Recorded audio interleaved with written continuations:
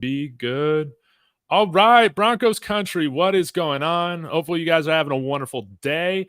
Here with some very important guests that I'm excited to have here. We have Marky Sports and Jeremy Auten here that have been super active on YouTube. Mark and Jeremy have already done some videos together, and I thought that, hey, invite them on. Let's continue to grow this Broncos panel community on here, just fan-driven YouTubers. But really quick, Mark, would love to just start out with you, what you do on your channel and like how long you've been a Broncos fan. Yeah, no, appreciate it. Thanks, David. This is fun, man. I'm really grateful for this opportunity. So thanks for putting this all together.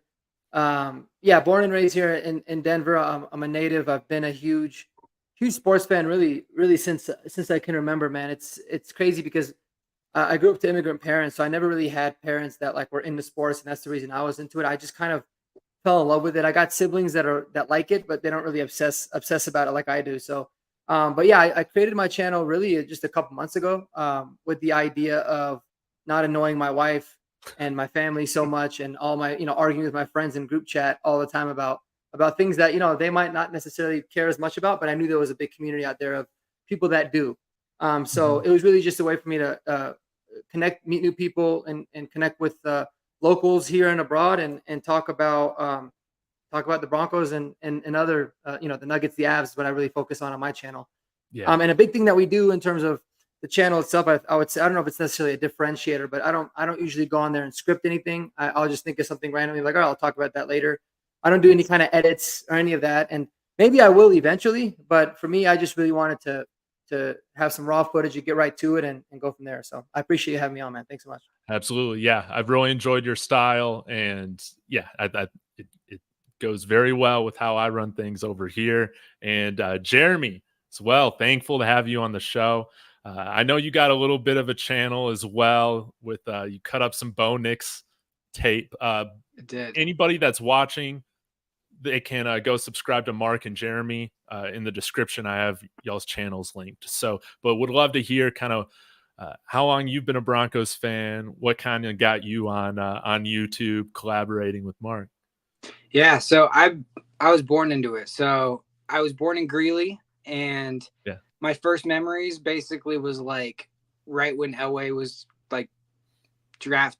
We got Elway, and that was, I mean, I don't remember anything before that. So Yeah. my grandparents were like super huge Broncos fans. My grandma like wore like a old Bronco little chain like every Sunday. Like that was the thing, man. So my dad was huge into it. So yeah, I've lived through my whole life. So I remember going to Greeley back when they had training camp there, and Oh, then that's cool. I went to school for film and video actually. So I'm actually a professional video editor.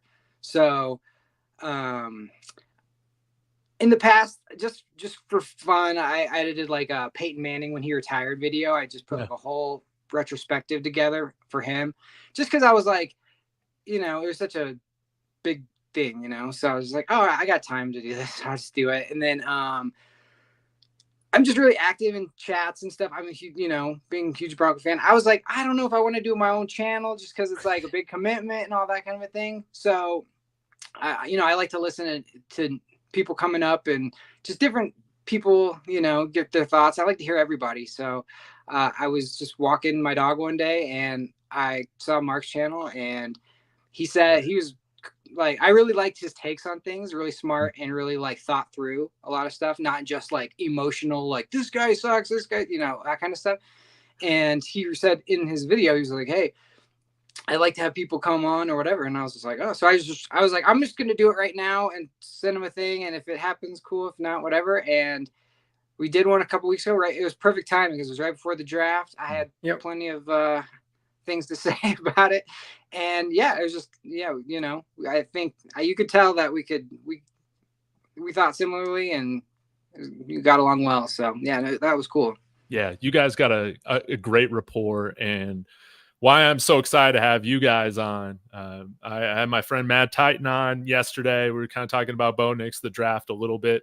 Realized I kind of had some incomplete thoughts about Bo Nix and him starting and everything like that. But I'll get to that here in a bit. I want to hear y'all's thoughts on overall this Bo Nix pick, what you guys feel about it, and what are your hopes for the type of play that you think we're going to get out of him this year? I guess I'll start with you, Mark, and then we can hop over to Jeremy. Oh yeah, man, that's a loaded question. I mean, and honestly, big time props to Jeremy, big time, because he was on this way before really anybody that I've seen on YouTube. And I will say, man, I was one of those quote unquote haters at first, but then I started realizing I was like hating more to myself. I was like, didn't want to really look into it or anything like that. And then I said, you know what? No, I'm going to start doing some digging and really give a fair assessment to all these guys. And immediately, it was pretty obvious that I think that this guy can absolutely play. So I mean, I think for me, I'll really start off by saying I think if you look at the list of all the reasons why he would work in the NFL, it's going to be significantly longer than the reasons why he wouldn't, right? And in any kind of argument that somebody can ever present, or, oh, he didn't do this, or oh, this is where he went, or oh, he didn't throw the ball, whatever, there's always a very clear and concise counter argument to it. And so, like I said, I think what's important to always realize is that anytime you're looking at any draft pick, whether it's the number one, first round, seventh round, it doesn't really matter. I think a lot of people take the takes of like, oh, he's going to be a bust, or I don't think this guy's going to be good, because there's a much higher chance that they're going to be right than wrong, right? So it's always important to know, like, of course, we don't really know how things are going to go, but there's a lot of really good things to look forward to with Bo Nix. I think for me, when it comes to expectations or what I want to see from him in the season this year, is obviously you want to see that improvement. I think a lot of the times when you watch guys play, you can just see they either have it or they don't, right? And so, it's not about the record or how we finish, but it's about being able to see him in different situations, 2-minute and in red zone, and in games where they're ahead, games where they're behind, and being able to see how he overall operates. But yeah, that's kind of my 30,000-foot view of him. I'm a huge fan, and I'll let Jeremy echo those sentiments, because I know he's gonna. So yeah. Yeah. So for me, I said the same thing on Mark's channel. So when all this started in the end of the season, it was clear Russ isn't the guy for next season. I was like, okay, which quarterbacks are going to be available, and which ones do we have a realistic chance to acquire in the draft?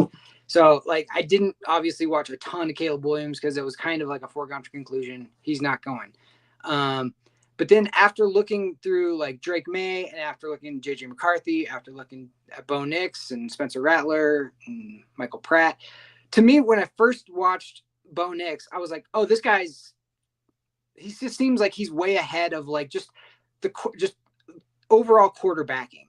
He seems so comfortable, and he seemed like he mastered the offense, and it was like, he knew exactly what to do. Yes. Pre-snap. Mm-hmm. And a lot of guys are like, let me snap it and then like kind of get my bearings after that, and hopefully I can find something. That was not him. He was like, it's going to the right, so I got to look off the guy off the left, and then I'm going to turn and hit the guy. Or, he was way more mobile than people were giving him credit for. I didn't have any Auburn like PTSD in my head from like other people had. I think that's a big reason why people don't like him. I think he's been a known quantity for so long that they go, oh yeah, I know who that guy is. And it was like, well, you know who that guy was maybe 4 years ago under a certain system when he was 19, but you don't necessarily know who he was these last 2 years, and has gone through so many different things and seen so much more and gotten a lot better. Period. Like, that's really what it was. Yeah. They put out quarterbacks, man. Like, yeah.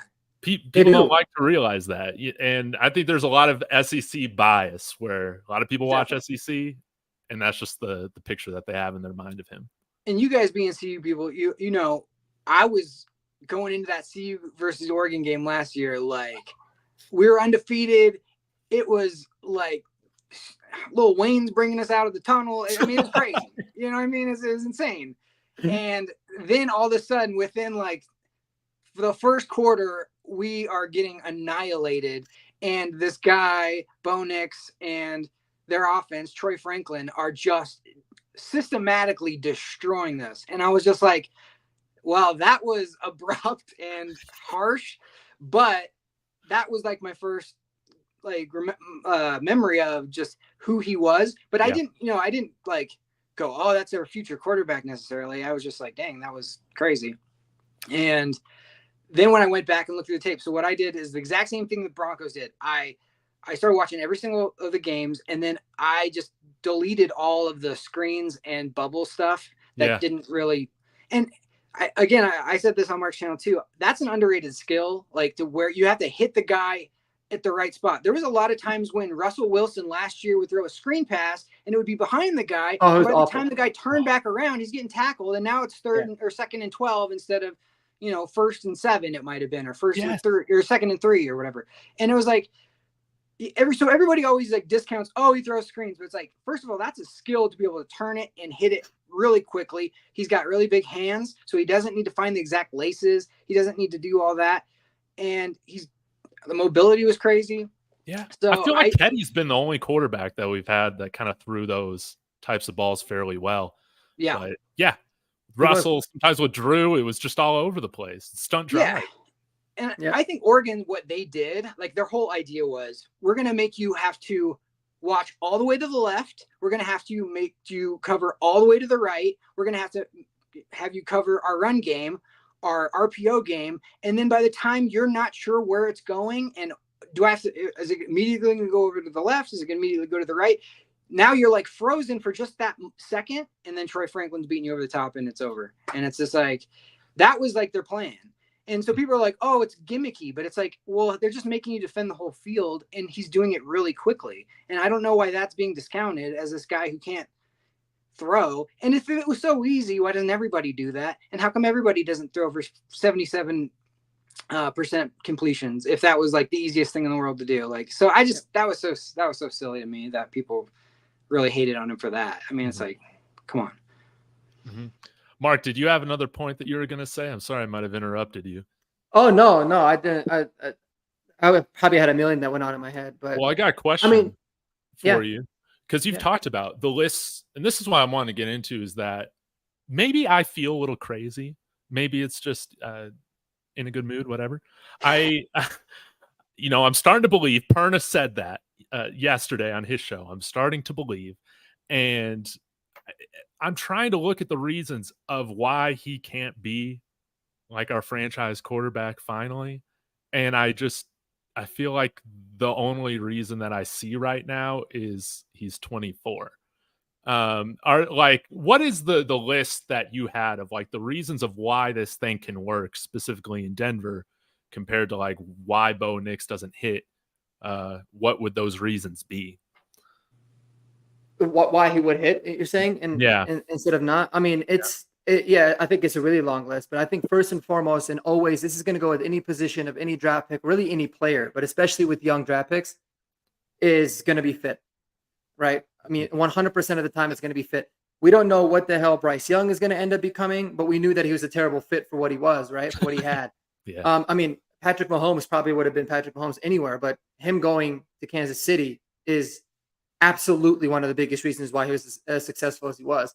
And it's the same reason the same people that wanted the Broncos to get Sam Darnold, which I was one of them to say sign him as a bridge, are also some of the same people that are like Bo Nix is going to bust. But it's so funny because there's a hypocrisy there of like, you think that Darnold's going to be better here because he had a really bad situation with the Jets, right?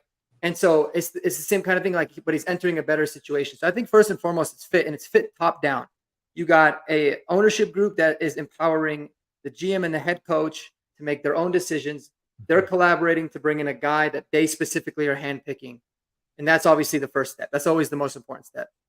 Secondly, when you talk about the transition from the college to the pros, it's being able to actually call plays in a huddle, instead of looking on the sideline and calling like rooster, rabbit, whatever, that they're calling. They're actually calling plays. He has experience to do that. He obviously is a brilliant mind. Jeremy talked to me about one of the interviews that he did, and I forgot the guy's. Is it Bob Cosell or something like that? It was Greg Cosell and Doug Farrar, and they have a show called X's and O's, That's right, Doug Farrar and Greg, and those guys are like very, very well respected. But they went through like the tape and they went through the football mind. So he's got the mind. he's an accurate passer. He's obviously got the ability to get the ball out of his hands quickly, accurately, but his most underrated trait is his what I feel to be elite pocket presence mobility, right? Yes. He never looks to run, but he can really buy himself a lot of time. And that's what made like Tom Brady and Peyton Manning so good, is that they have the ability to like shift and have that kind of innate feel for pressure. Um, but I mean, those are the main things. I mean, it's a great fit. He's got adequate arm strength, uh, top tier level accuracy. He's got above average athleticism overall. He knows how to protect himself, so he's not going to get himself in bad situations. He's gone through a lot of the adversity, so he's not gonna break really easily. Um, I mean, man, I love the family history. We can dive into all that, but there's so much to love and so little to dislike, to be honest with you. And there's a little bit of things. I mean, everybody's got their own little quirks, but yeah, I'd start with those. In terms of like the things, Jeremy, that you feel like he needs to like work on and improve, I was wondering, kind of a weird question, but if you could kind of like contrast that with I guess like are there things that need to be coached out of him? Because I feel like some of the quarterbacks that we've drafted in the past or like brought in here, that's Mhm. really been one of the reasons like why they haven't been successful. Drew Lock, had an affinity for holding on to the ball a ton or for Mhm. drifting. And that like he never seemed to improve that. When I look at Bo Nix's game, I feel like he's a little bit more polished, but is there anything that you feel like needs to kind of be tweaked or coached out of him in order to make it at this next level? Yeah, so I think the main thing that he needs to work on is he needs to clean up his footwork a little bit. What he'll do, he has such like a compact, quick motion, which is awesome, but sometimes like it makes you not have to step into things because you can just get the ball out quickly with just that. But when you're going to try to hit tight window throws, especially ones that are like deeper sideline type of throws, you need to actually step into the throw. And sometimes he will get with his motion, he'll get he throws from like a little more over the top instead of from the side a little bit.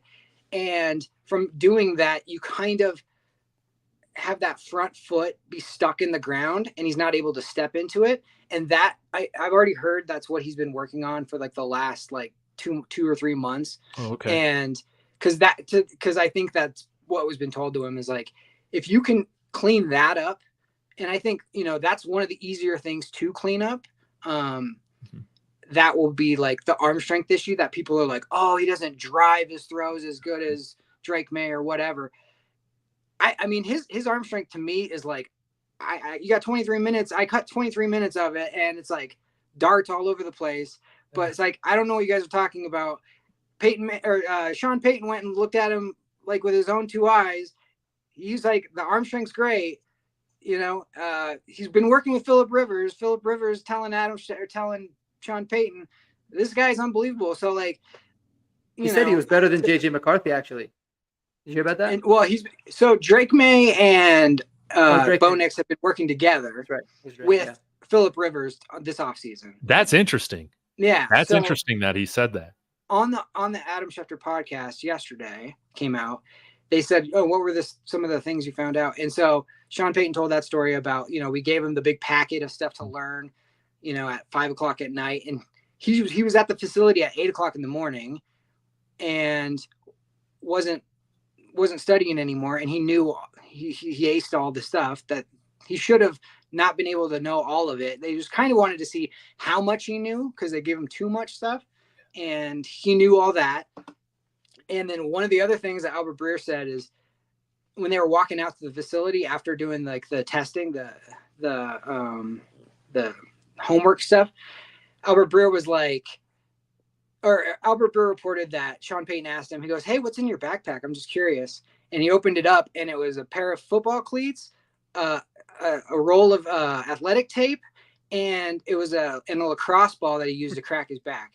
And Sean Payton was like, this is all this guy cares about. Like, he doesn't, there's nothing going on except for football with this guy. And then on Schefter's podcast, they basically said that Sean called Phillip Rivers because he knew he was working with him, and he goes, "Tell me about these two guys." And apparently, Phillip Rivers was like, "I really like Drake May a lot, but I really, really like Bo Nix. Like, this guy can spin it. This guy's big. I mean, he's much better quarterback than I thought." And I mean, it basically just gave a second pair of eyes to what Sean Payton was already thinking and planning. So, yeah, I mean, to me, if he can clean up his footwork, the thing that got him in trouble at Auburn is like he was a one-man band after his freshman year, and he forced it. And when you're a competitor, a high competitor, and 18. you have all the pressure in the world on you, and you got legacy, and you got all this stuff, you're supposed to be this 5-star, like highly recruit, all this stuff. Like, you're not going to just throw it out of bounds when nothing's there. You're going to try to make a play, and that's what got him into trouble. Yeah. And once he finally got like hurt and was able to sit for a little bit, I think he figured some stuff out. And that's when people were like, the lights came on a little bit more about like, oh, okay, I can't be forcing things. I don't really worry about any of that stuff now because he's done it for so long at Oregon. Yeah. But yeah, he can clean up his footwork a little bit. That's for sure. Well, that's good to know because, yeah, when I'm even looking at these other 6 or these other 5 first-round quarterbacks, I mean, I feel like he's right up there and ahead of some of the guys that he was drafted behind in terms of his readiness to play. And this was something that I forgot to say yesterday on my show with Mad Titan, but I'm kind of the frame of mind that, man, if after 61 college starts, if you're not ready to step on the field, week 1, I just don't know if it's ever going to happen. And hey, maybe we roll with Zach Wilson for a couple weeks or something, or Jarrett Stidham for a couple weeks. But overall, like, I don't think you draft Bo Nix with the expectation to sit him for a large portion of this season. What do you guys think about that? Go ahead, Mark.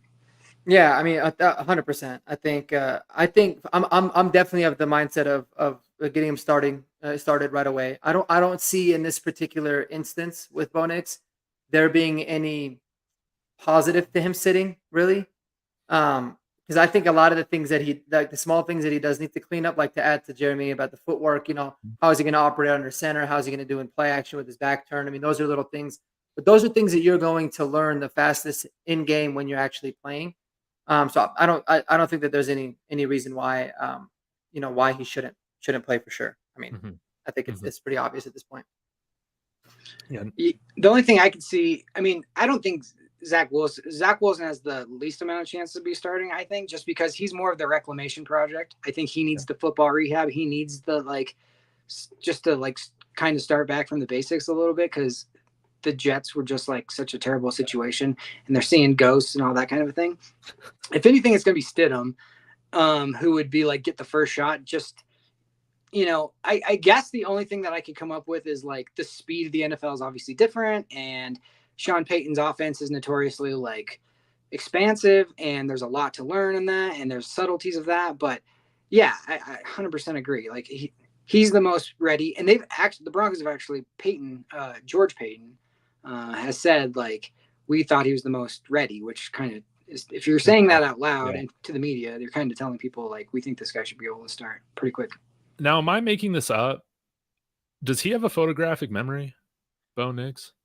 I haven't heard that term, but like, obviously he is very, very intelligent with that kind of stuff. If you watch that X's and O's, like that was Mark was talking about, you step away from that. Like, you think you know football, and then you watch that and you go, oh shoot, okay. Yeah, it's effortless. It's effortless too. That's the crazy thing is he just talks about it like it's second nature. Which is a big and very important first step, right, when it comes to quarterbacking for sure. So, and before we transition to the greater draft, how this offense is going to look around Bo Nix, maybe we can touch on Cortland Sutton too. That's a hot button topic. I forget, Jeremy or Mark, which one of y'all were talking about on one of your previous shows about how long he was starting for his varsity high school football team. I feel like that's something that we only saw maybe from Arch Manning that I can remember as of late. Yeah, so he did a podcast or a whole episode with Chris Sims, and Chris Sims was talking to him about that. He wasn't allowed to play actual tackle football until 7th grade because his dad was, basically like, I don't want you getting hits from and being coached by people who kind of were just like, hey guys, go out there and hit each other kind of a thing. So I think he probably was like playing like flag football or some sort of other thing, but he wasn't actually playing like legit tackle football until 7th grade.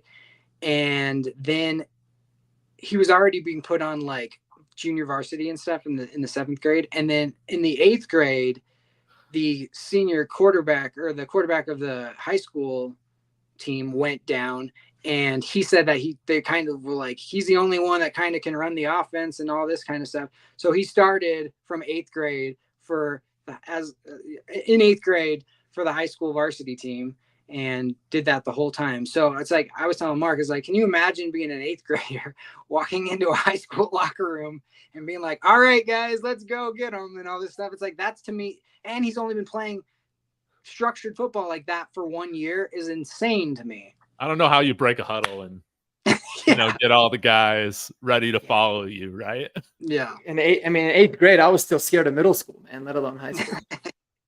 That's crazy. But hey, it makes sense then. If he's been a grown man since he was in 8th grade, I mean, I guess it makes sense that he's already married entering the NFL. Clearly very mature person. Yes. And I think that's what I'm most, man, we just needed a fresh start because he had all that extra stuff with Russ, the media stuff. Drew Lock, he wasn't terrible at all, but sometimes, like his mom talked a little too much, for, too much for a franchise quarterback or a starting quarterback in the NFL. And my hope is that we're just not going to get any of that. It's just going to be straight football. Like you just said, Mark, how you pointed that out. It's just going to be straight football, straight business.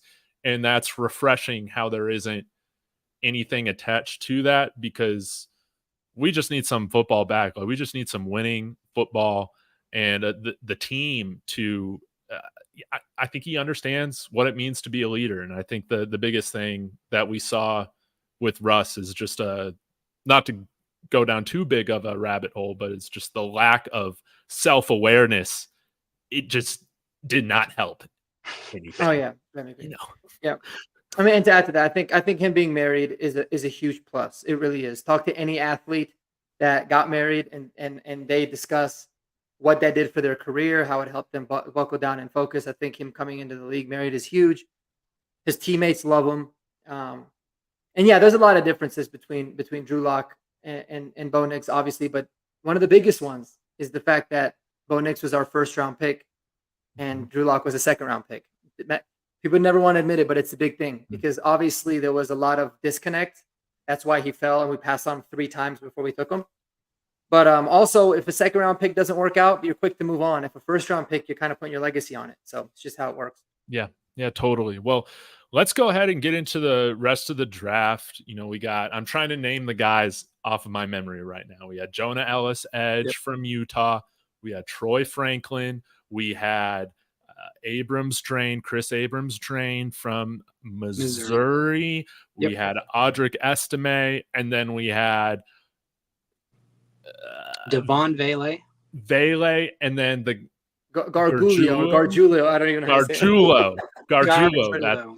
Yes, I finally got it right. It only took like 4 videos. I got his name right. Yeah, let's just kind of popcorn this a little bit. But what was there? I guess, like, who right now is the draft pick outside of Bo Nix that you're most excited for, you like the most? Ooh, I mean, the obvious answer, I think, is obviously Troy Franklin, right? And so I'll let, Jeremy watched a lot more of the Oregon tape. So if that's your answer too, Jeremy, I'll let you take it over. But for me, I think the other pick that I'm the most excited about, man, it's tough because there's a lot of guys I'm like looking forward to.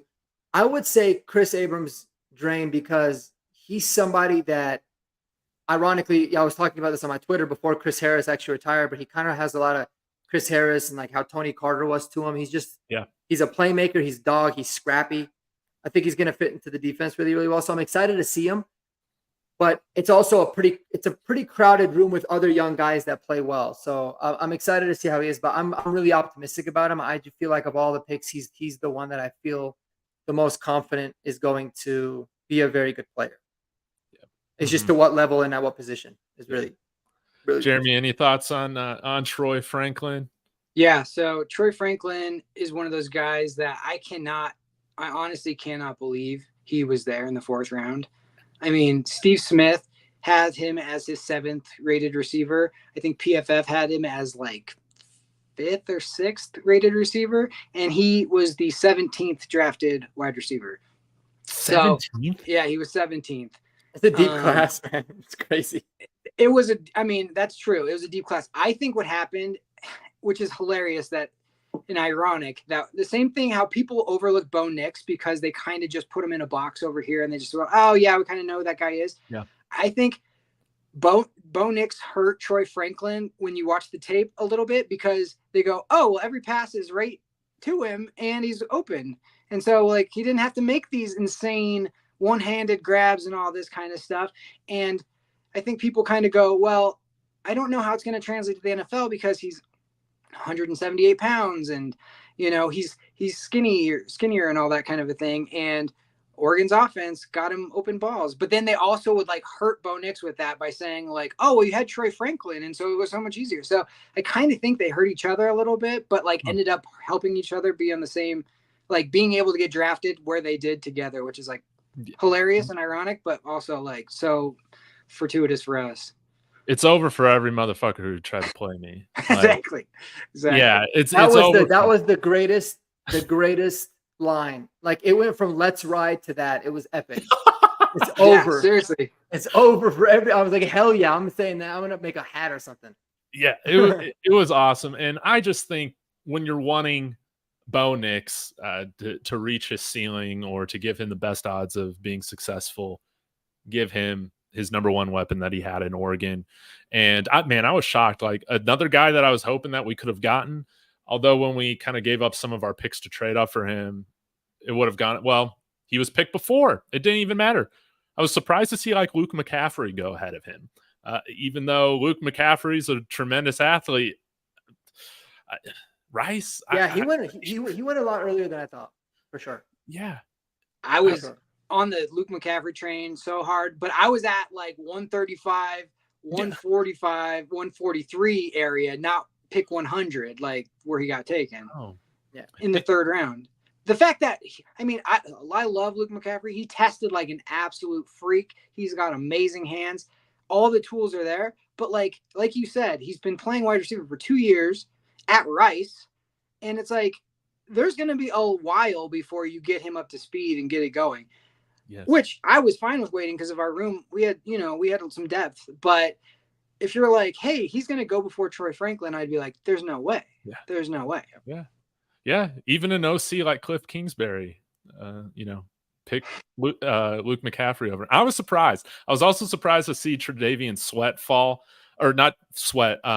Sanders fall, the tight end from Texas. I was hoping we could go after him, but it didn't work out. But let's talk about Mark's guy.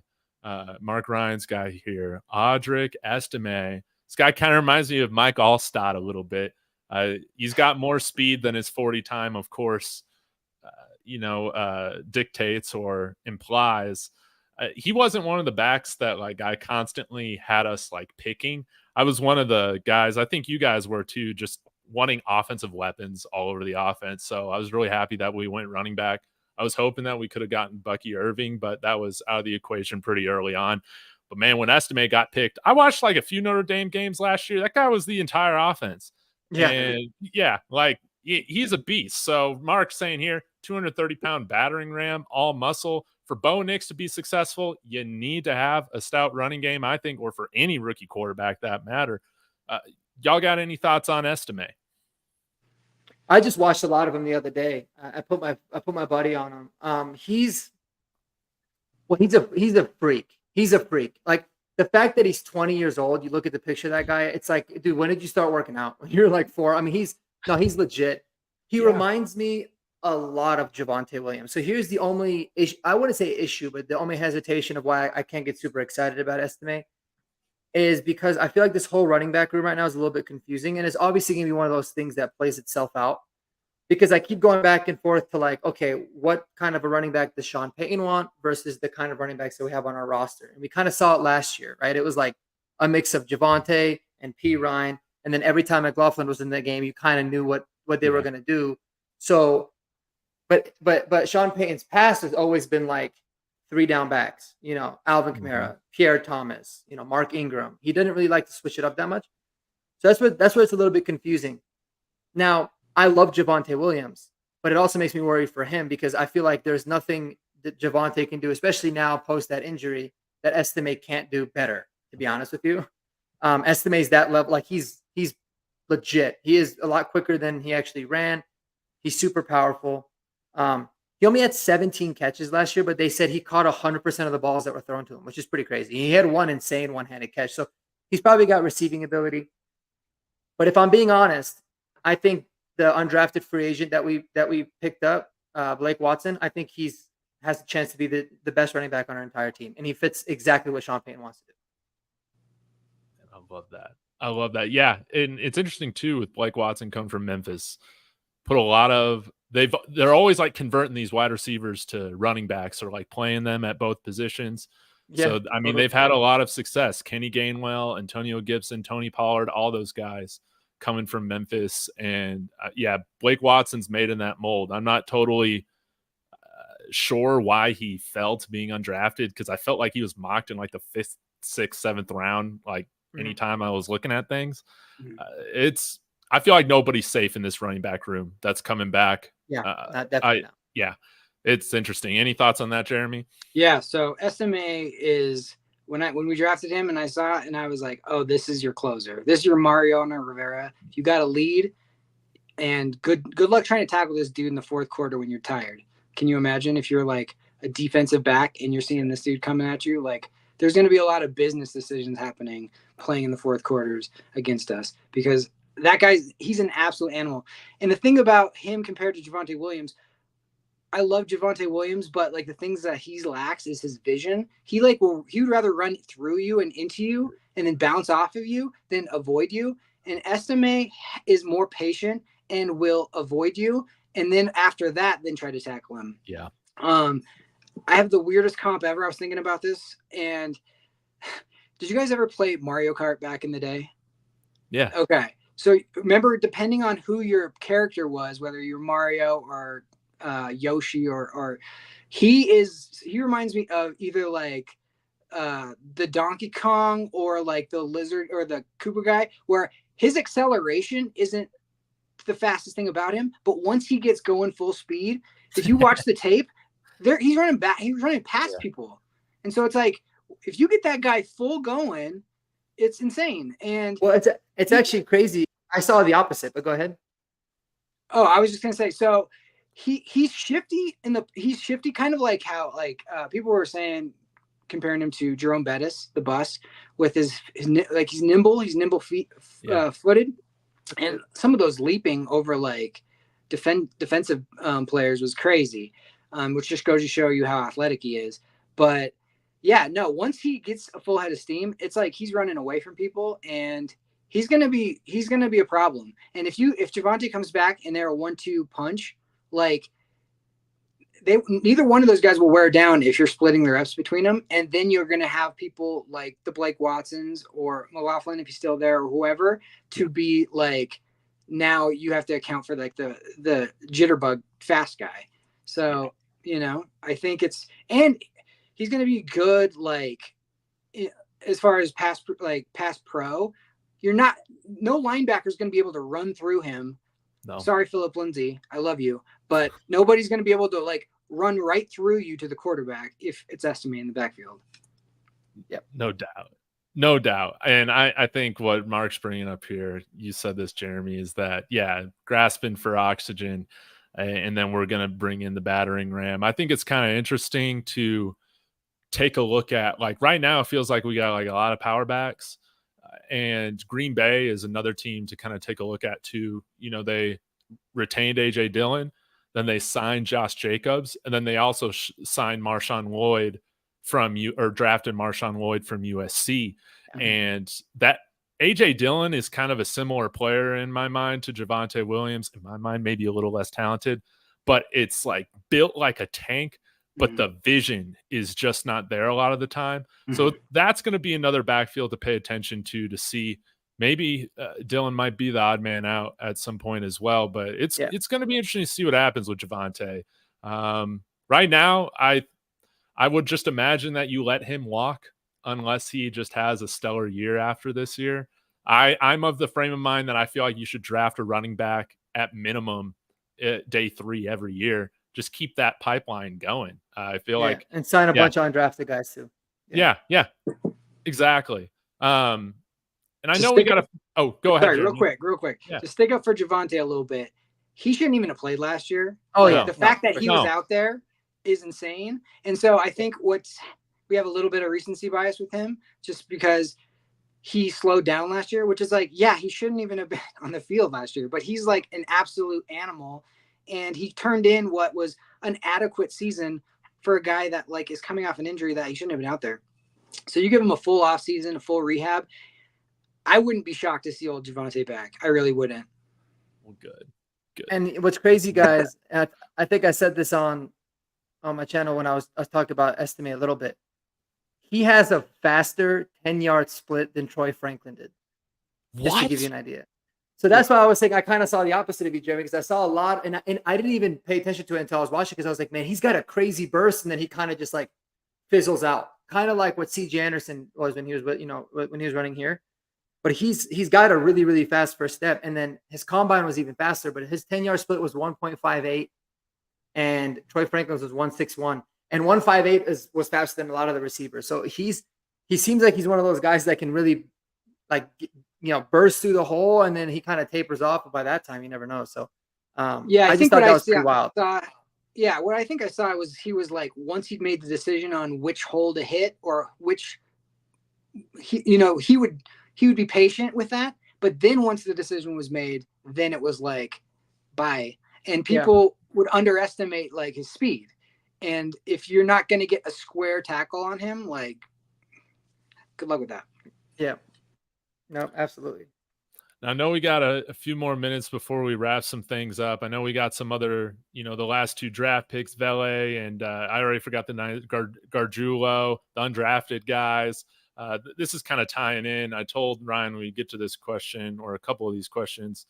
Any thoughts on Greg Dulcich? And I think that we should just talk on the tight end room in general, because it just seems totally wide open right now. Yeah. I don't know, but I'm kind of intrigued by this guy that we got from Utah, a little bit older dude, Thomas Yasmin. I've seen that's how the Utah staff pronounces his name. Yep. And really athletic guy, just hasn't played a lot of football, a little bit older, Australian, but I feel like tight ends, they normally don't start producing until they're like 25, 26 normally. So I don't know. What do you guys feel like the future of that position for this coming season looks like? Okay. So Greg Dulcich should be so happy that we didn't draft a tight end. Because there was some good ones. And if we can get, I'm really like, our injury situation from years past to this from last year was so improved with, I forget his name, is Bo. I forget his last name, that Sean brought in. That if we can get his hamstrings right, and they pinpointed something. I remember something coming out, obviously, like a few months ago, we're saying, oh, it's because of a certain thing. That's why his hamstrings keep doing this. If they can figure that out, he's going to be a huge weapon. Because Greg Dulcich is one of those guys that will flash open, and then he's got one of the quicker catch and turn and go for a tight end. He's not like, some tight ends are kind of like the Titanic with like the rudder is just like, hold on a second, I'm turning around. And it's like, no, Greg Dulcich is like flip the hips and go, which is what makes him such a weapon.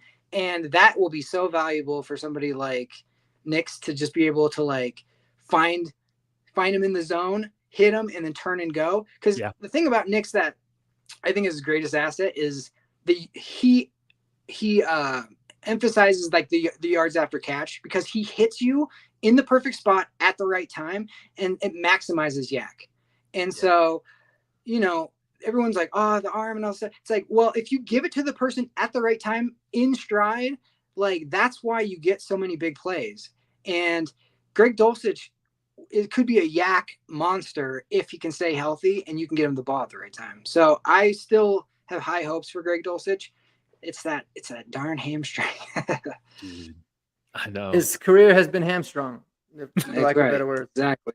I was Yeah, about to say I'm in the same boat. I think he's I'm not holding my breath. It's weird because the injury came out of nowhere. He had a really clean injury history in college. It wasn't anything that bad.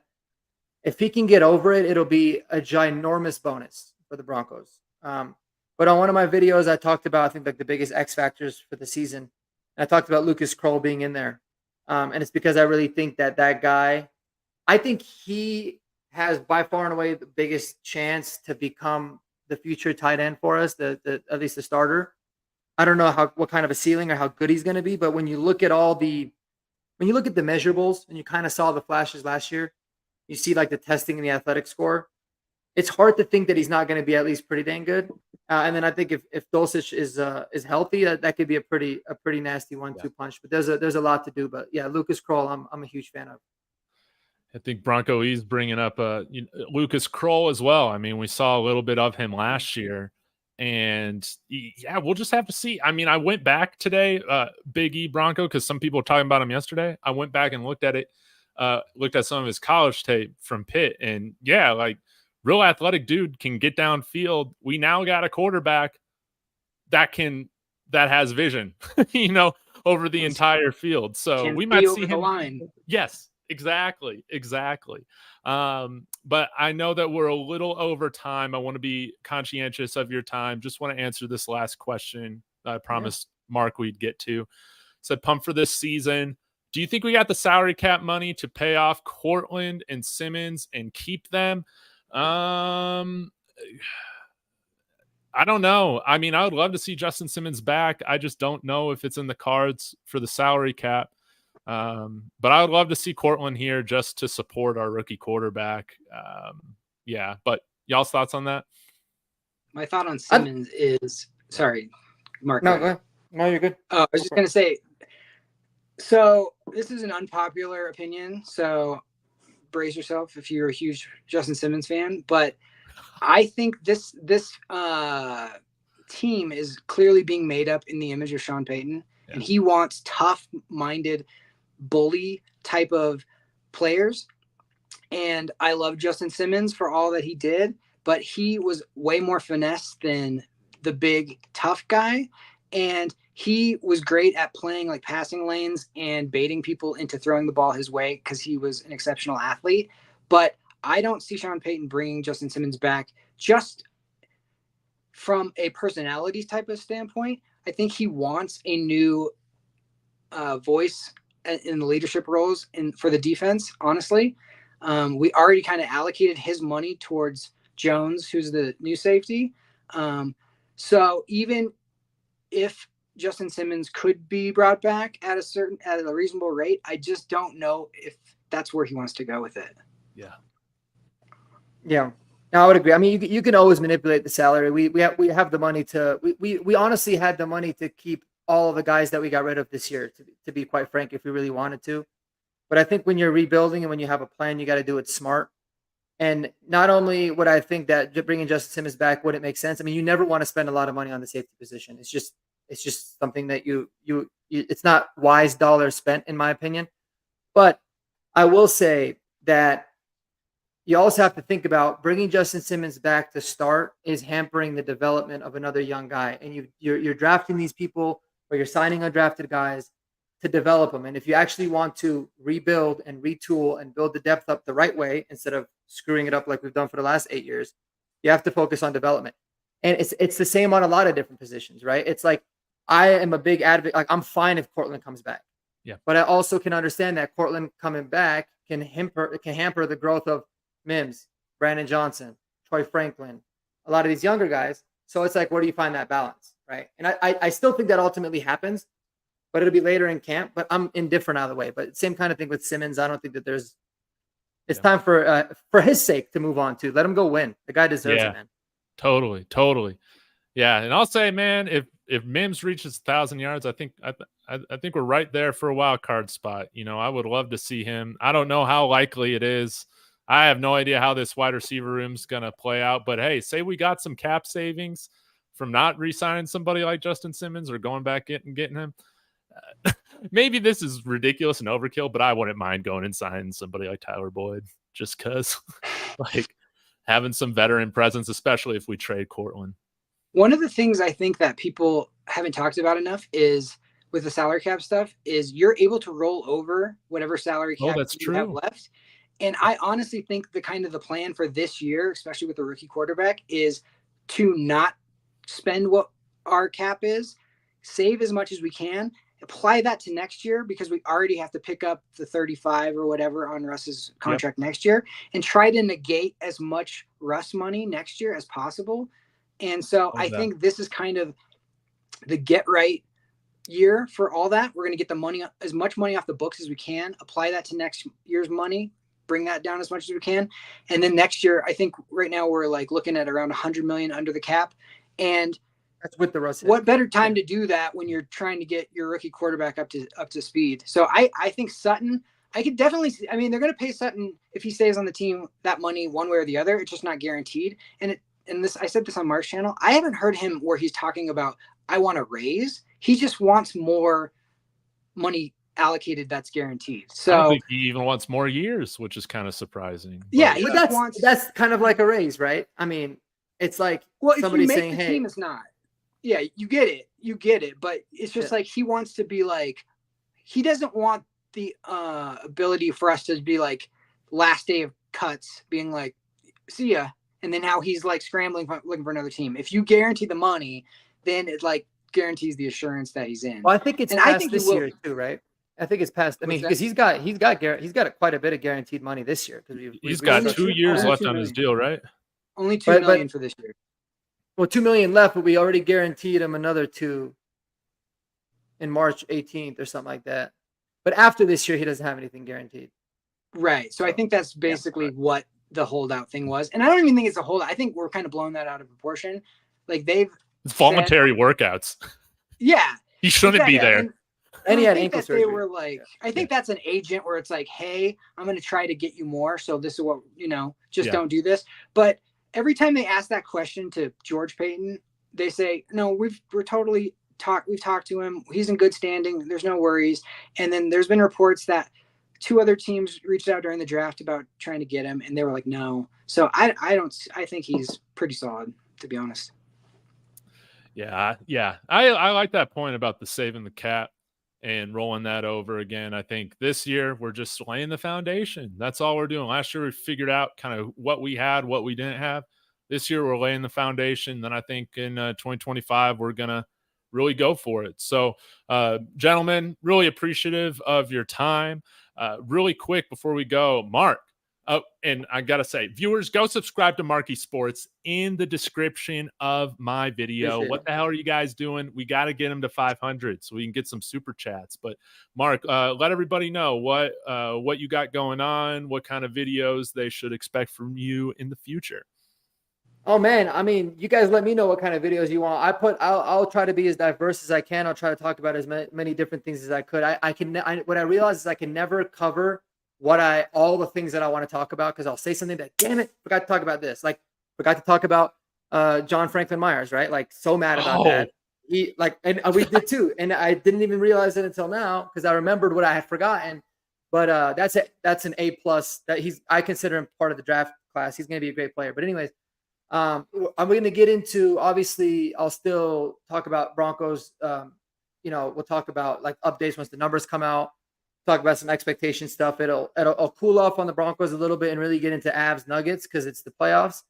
And then we're gonna have a lot of fun about it during training camp, man. So I love to hear from people. I love interacting in the comments, and I always ask people for their feedback, both good, negative, neutral, or whatever kind of content you want to talk about. Or if you ever want to join the show, by all means, please reach out. But David, for real, thank you so much for this. This has been awesome. Much appreciated. Your channel is fantastic, and it's one of the reasons why I began my journey. So much appreciated, man. Dude, appreciate it. Absolutely. Jeremy, doing any cut ups that we can look forward to, or where do we find you on Twitter? I think it's just at Jeremy Auten, I believe, on Twitter. Perfect. Jeremy Sean A is one of my YouTube channels, the one that I use the most. Yeah, I just like, the fact that I can come on and talk Broncos with anybody, I'm just like, this is fun, So anytime people, want to chat, I'm up for it. So I honestly, the Bo Nix video that I cut was more of like, I just wanted something to point to where people would talk their trash about, oh, he's a check down merchant. You're like, well, here's 23 minutes of him not being a check down merchant. Now, that's literally why I cut it. So, because I'm like, that's not true. I hate when people are just like dismissive of something that's just like clearly there's tons of evidence to the contrary. Here you go. Yes. And I've probably watched that video like 4 times now, by the way, just so you know. But thanks, man. Yeah, greatly appreciate it, guys, being on here. We'll do this again soon, hopefully, if you guys want to do it again. This is awesome. But I'll let you guys get out of here. Yep, Broncos country. Be sure to smash that like and subscribe on the way out, especially if you want us to, have a winning year. Football gods like the likes. So smash that on the way out. Subscribe to Marquee Sports and go Broncos. All right. Go Broncos, baby. Salute, guys. Have a good day. We'll see you on.